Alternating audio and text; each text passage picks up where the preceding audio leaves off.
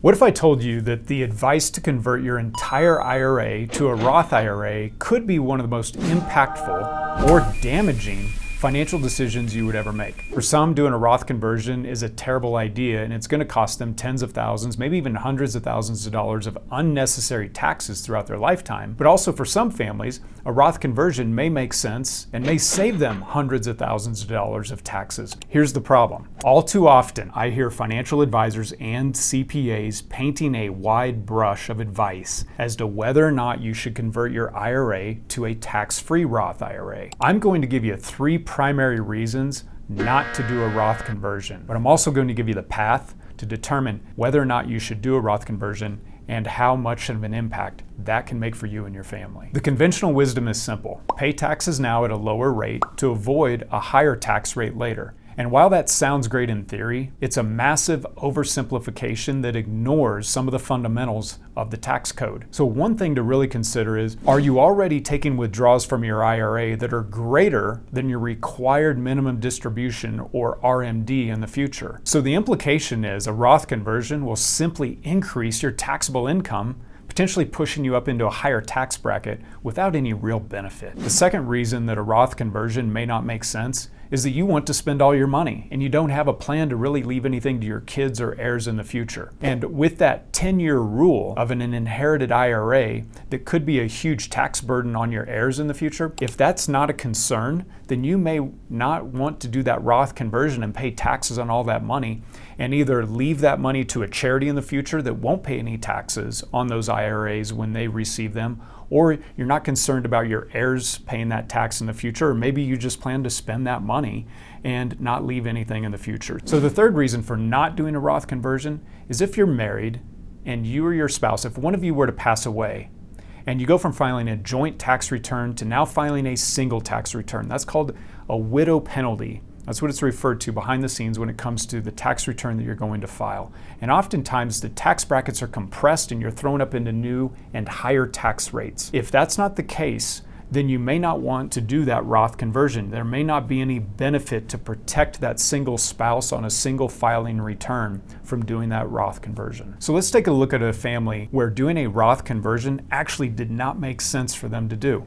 In their particular case, by doing Roth conversions, their average tax rate over their lifetime was actually going to go up and the total amount of taxes. Why? Because of the amount of money that they were withdrawing from their IRAs, it was greater than their required minimum distributions in their lifetime, and they had no desire to leave money to their kids or heirs in the future. They wanted to spend all of it. And if something happened to one of the spouses, earlier in life, it wasn't going to affect their tax rates in the long run. So they're in a position where it actually made sense not to do Roth conversions. Let's just continue status quo as is and continue to withdraw and maintain the lifestyle that we want, go travel and go have fun. Now let's take a moment. Let's look at a family that really benefited from doing Roth conversions. When we look at their situation, their average tax rate decreased dramatically. We're making a really nice tax savings overall. $760,000 is what we're projecting out in total tax savings, and increasing that legacy for kids down the road by over $1.5 million. So in their particular case, a customized Roth conversion plan actually made a great impact for their bottom line. Let's look at some of the details so that we understand why Roth conversions are making such a great impact for this family. Again, too often, CPAs, financial advisors paint a wide brush and tell you, hey, don't do Roth conversions, or you should do Roth conversions, but they don't back it up with an actual plan or looking at the numbers to quantify everything to figure out, one, what is the lifetime tax that you and your spouse are going to pay? And then if something happens to you, to one of you, and now you're left with one spouse, will that single spouse be hit with a widow penalty, or would Roth conversions benefit that spouse before they're filing a single return? And then the third piece, what kind of taxes would your heirs or kids pay in the long run? Let's put all that together in one single plan so that we can make an educated decision. So when we're looking at the details of this family, here's what I see often. Families will retire and they just pull out money from their cash accounts, not really paying any taxes. They won't do everything they can to avoid any taxes, and they're just delaying the inevitable. I see that every day. This family's no different. They're starting off here in retirement and not paying any taxes. And then what happens? When they get into their 70s, those RMDs, those required minimum distributions kick in right in here in retirement, and that can really have a negative impact in the long run. And then the other piece, what if right in here one of the spouses passes away and we go from filing a joint return to a single return? We can see again that tax makes a big jump, and in the long run it greatly affects in a negative way that single filer, that spouse that's left. When we look at the details of it here, we see we have ordinary income tax rates here on IRAs. We have all the capital gains rates in the next two columns. What else is affected? There's this pebble in the shoe that I hear all the time that families complain about, which is my Medicare costs are going up.